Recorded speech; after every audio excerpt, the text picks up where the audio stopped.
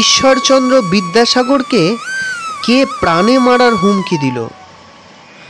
বিদ্যাসাগর কি চাকরি দিয়েছিলেন স্বামী বিবেকানন্দকে? বিদ্যাসাগরের সাথে শ্রী রামকৃষ্ণ এবং স্বামী বিবেকানন্দের কি সম্পর্ক ছিল? 1857 সালে সিপাহী বিদ্রোহ হয়েছিল। সেই বছরে বিদ্যাসাগর কি করছিলেন? কুলি সেজে বিদ্যাসাগর কাকে শিক্ষা দিলেন? শেষ বয়সে বিদ্যাসাগরের লিভার ক্যান্সার হয়েছিল। শ্রী রামকৃষ্ণ পরমহংসদেবেরও গলায় ক্যান্সার হয়। দুজনের চিকিৎসা করেছিল একই ডাক্তার। কে তিনি? রবীন্দ্রনাথ ঠাকুর, স্বামী বিবেকানন্দ, শ্রী রামকৃষ্ণ পরমহংসদেব বিদ্যাসাগর সম্বন্ধে কি বলেছিলেন? এই সব তথ্য জানতে পুরো ভিডিওটি দেখার অনুরোধ রইল। 1841 সালে সংস্কৃত কলেজের শিক্ষা শেষ করে সেই বছরই 29শে ডিসেম্বর মাত্র 21 বছর বয়সে ফোর্ট উইলিয়াম কলেজের বাংলা বিভাগের সেরেস্তাদার বা প্রধান পণ্ডিতের পদে বসলেন ঈশ্বরচন্দ্র বিদ্যাসাগর। বেতন ছিল মাসে 50 টাকা। এই সময় তিনি যে সমস্ত ইংরেজ কর্মচারীর সাথে কাজ করেছেন সেই সব ইংরেজ সাহেবরা ঈশ্বরচন্দ্রকে গভীর শ্রদ্ধা সম্মান করতেন। আমাদের দেশের প্রায় অনেকেই নিজের এবং দেশের মর্যাদা নষ্ট করে ইংরেজের পায়ের জুতো চেটে ইংরেজের অনুগ্রহ পেয়েছেন, কিন্তু বিদ্যাসাগর সাহেবদের কাছ থেকে প্রশংসা পাওয়ার জন্য কখনোই মাথা নত করেননি। এর একটা উদাহরণ তার সবথেকে বড় প্রমাণ। একবার ঈশ্বরচন্দ্র কাজের জন্য হিন্দু কলেজের প্রিন্সিপাল কার সাহেবের সঙ্গে দেখা করতে গিয়েছিলেন। অহংকারী সাহেব তার বুট জুতো পরা 2 পা টেবিলের ওপরে তুলে দিয়ে বাঙালি ভদ্রলোক ঈশ্বরচন্দ্র বিদ্যাসাগরের সাথে ভদ্রতা রক্ষা করেছিলেন। এই ঘটনার কিছুদিন পরে ওই কার সাহেব কাজের জন্য সংস্কৃত কলেজে ঈশ্বরচন্দ্র বিদ্যাসাগরের সাথে দেখা করতে আসেন। বিদ্যাসাগর তার সর্বজন বন্দিত চটি জুতো সমেত পা দুটি টেবিলের ওপর তুলে দিয়ে এই অহংকারী ইংরেজ সাহেবের অহংকার ভেঙে দিলেন। সাহেব নিজের এই অবিকল অনুকরণ দেখে স্তম্ভিত হয়ে গিয়েছিলেন। এই ছিলেন ঈশ্বরচন্দ্র বিদ্যাসাগর। বিদ্যাসাগর সম্পূর্ণ স্বাধীনতন্ত্রের লোক ছিলেন।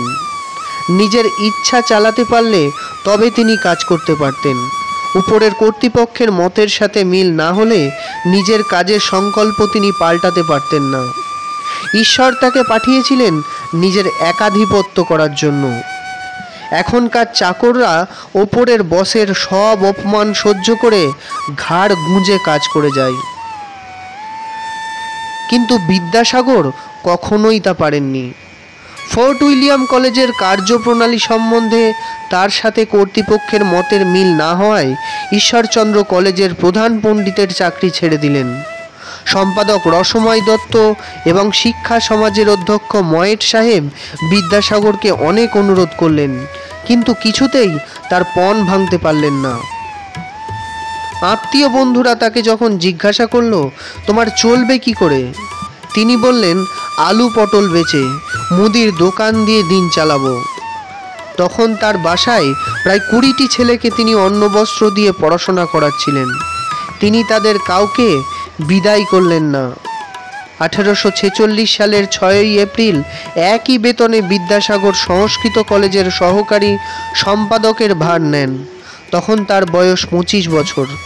1847 সালে সংস্কৃত প্রেস ডিপোজিটরি নামে একটি বইয়ের দোকান খোলেন তিনি। এই বছরই এপ্রিল মাসে প্রকাশিত হয় হিন্দি বেতাল 25 অবলম্বনে রচিত বিদ্যাসাগরের প্রথম গ্রন্থ বেতাল পঞ্চবিংশতি। প্রথম বিরাম চিহ্নের সফল ব্যবহার করা হয় এই গ্রন্থে। বন্ধু মদনমোহন তর্কালঙ্কারের সাথে সংস্কৃত যন্ত্র নামে একটি ছাপাখানাও খোলেন ঈশ্বরচন্দ্র। অন্নদামঙ্গল কাব্যের পাণ্ডুলিপি সংগ্রহের জন্য এই বছরেই তিনি নদিয়ার কৃষ্ণনগরে আসেন। কৃষ্ণনগর রাজবাড়িতে সংরক্ষিত মূল গ্রন্থের পাঠ অনুসারে দ্বিতীয় খণ্ডে অন্নদামঙ্গল সম্পাদনা করেছিলেন তিনি। এই বইটি সংস্কৃত যন্ত্র প্রেসের প্রথম মুদ্রিত গ্রন্থ। 1847 সালের 16 জুলাই কলেজ পরিচালনার ব্যাপারে সেক্রেটারি রসময় দত্তর সঙ্গে মতের মিল না হওয়ায় সংস্কৃত কলেজের সম্পাদকের পদও ছেড়ে দিলেন তিনি। আসলে বিদ্যাসাগর জানতেন তার মধ্যে প্রতিভা আছে, তাই তিনি সহজেই এত বড় বড় চাকরি ছাড়তে পেরেছেন। 1849 সালে মার্সম্যানের হিস্ট্রি অফ বেঙ্গল অবলম্বনে রচনা করেন বাংলার ইতিহাস দ্বিতীয় ভাগ গ্রন্থ। এই বছরেই 1 মার্চ 5,000 টাকা জামিনে মাসিক 80 টাকা বেতনে আবার তিনি ফোর্ট উইলিয়াম কলেজের হেড রাইটার ও কোষাধ্যক্ষ পদে বসেন। বন্ধু ও কাছের মানুষদের সহযোগিতায় সমাজ সংস্কার আন্দোলনের জন্য তৈরি করেন সর্বশুভকরী সভা। সেপ্টেম্বরে উইলিয়াম ও রবার্ট চেম্বার্স রচিত খ্যাতিমান ইংরেজ মনীষীদের জীবনী অবলম্বনে তার লেখা জীবনচরিত গ্রন্থ প্রকাশ পায়। বিদ্যাসাগর বন্ধু মদনমোহন তর্কালঙ্কারের সাথে অনেক সমাজ কল্যাণের কাজ করেছেন। 1850 সালের আগস্ট মাসে দুজনে সর্বশুভকরী পত্রিকা প্রকাশ করেন। এর প্রথম সংখ্যায় বাল্যবিবাহের দোষ নামে একটি বাংলা প্রবন্ধ প্রকাশিত হয়।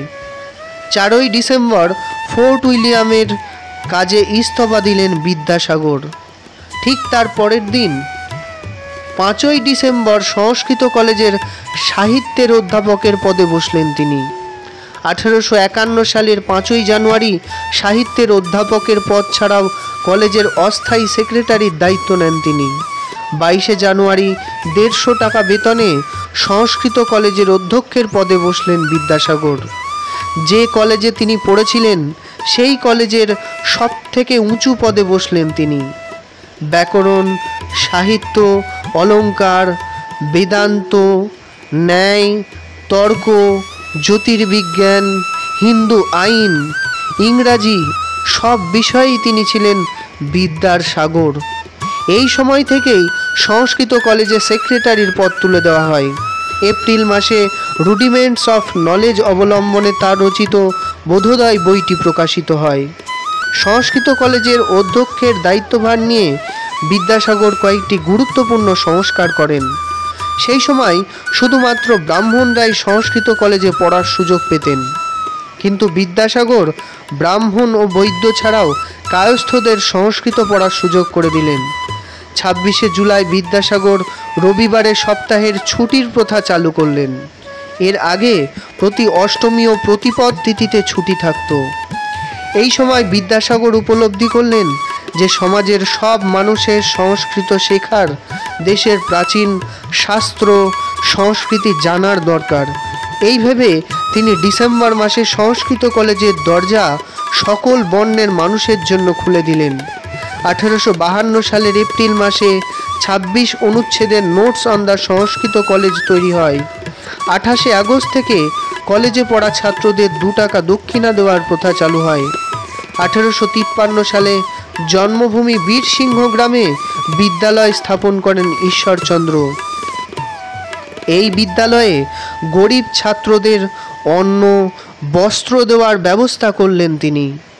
জুন মাসে কালিদাসের রঘুবংশম ও ভারবীর কীর্তাঞ্জনিয়ম প্রকাশিত হয় বিদ্যাসাগরের সম্পাদনায়। সেপ্টেম্বর মাসে বারাণসীর সংস্কৃত কলেজের অধ্যক্ষ জেমস আর ব্যালেন্টাইন সংস্কৃত কলেজ পরিদর্শন করে যে রিপোর্ট দেন তার মতামত সমালোচনা করে শিক্ষা সংসদে একটি রিপোর্ট দেন বিদ্যাসাগর। বাংলার শিক্ষার ইতিহাসে এই রিপোর্ট এক যুগান্তকারী দলিল। এই বছরেই তার প্রসিদ্ধ গ্রন্থ ব্যাকরণ কৌমুদী প্রথম ও দ্বিতীয় ভাগ প্রকাশিত হয়। 1854 সালের জানুয়ারি মাসে ইংরেজ সিভিলিয়ানদের প্রাচ্য ভাষা শিক্ষা দেওয়ার জন্য প্রতিষ্ঠিত ফোর্ট উইলিয়াম কলেজ ভেঙে বোর্ড অফ এক্সামিনার্স গঠিত হলো। ঈশ্বরচন্দ্র বিদ্যাসাগর তার সদস্য মনোনীত হন। এই বছরেই ব্যাকরণ কৌমুদী তৃতীয় ভাগ ও কালিদাসের অভিজ্ঞান শকুন্তলম অবলম্বনে বিদ্যাসাগর রচনা করেন শকুন্তলা। এছাড়া তত্ত্ববোধিনী পত্রিকাতে বিধবা বিবাহ প্রচলিত হওয়া উচিত কিনা শীর্ষক একটি প্রবন্ধ প্রকাশিত হয়। 1855 সালে ঈশ্বরচন্দ্র বিদ্যাসাগরের যুগান্তকারী বই বর্ণপরিচয় প্রকাশ পায়। এটি তার রচিত একটি বর্ণশিক্ষার প্রাথমিক পুস্তক। 2 ভাগে প্রকাশিত এই বইটির 2টি ভাগই প্রকাশিত হয়েছিল 1855 সালে।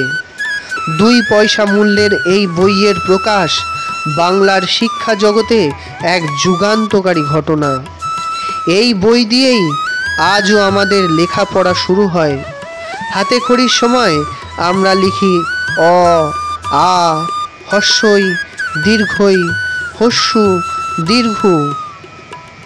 পশ্চিমবঙ্গ সরকার এই বইটিকে প্রধান প্রাথমিক শিক্ষার বই হিসাবে স্থান দিয়েছে। পশ্চিমবঙ্গ সরকার ও কলকাতার পৌর সংস্থার যৌথ প্রয়াসে কলকাতার কলেজ স্ট্রিট বইপাড়ায় ভারতের বৃহত্তম বই বিক্রির শপিং মল তৈরি হচ্ছে। তার নাম এই বইটির সম্মানে বর্ণ পরিচয় রাখা হয়েছে। বলা হয়, মফস্বলে স্কুল পরিদর্শনে যাওয়ার সময় পালকিতে বসে বিদ্যাসাগর বর্ণ পরিচয়ের পাণ্ডুলিপি লেখেন।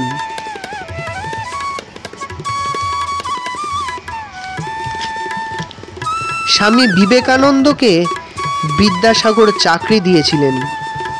কিভাবে বিদ্যাসাগরের মতো মানুষের লিভার ক্যান্সার হলো? নিজের ছেলের সঙ্গে বিধবার বিবাহ দিলেন বিদ্যাসাগর।